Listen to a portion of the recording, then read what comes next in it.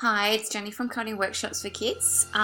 Just want to showcase our Python programming games that we've been working on. So this is a turtle racing game that clever Python programmers have been working on lately. So I'm just going to run this so you can actually see how the turtle racing game works.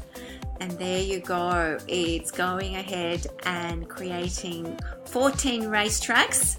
We've got Ada, a red turtle. We've got Bob, which is a blue turtle. We've got Ivy, which is a green turtle. And we've got Jim. Let's see who's going to win. Oh, it's Ivy who won a turtle racing game. So you can see all the Python programming on this side, the left-hand side of the screen. And we get to use lots of different functions, and we've looked at pen ups, pen down functions, loops.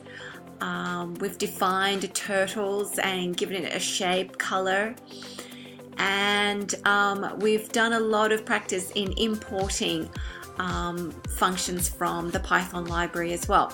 So if you would like to join our Python programming workshops on a Sunday afternoon, please do so, and let's program together.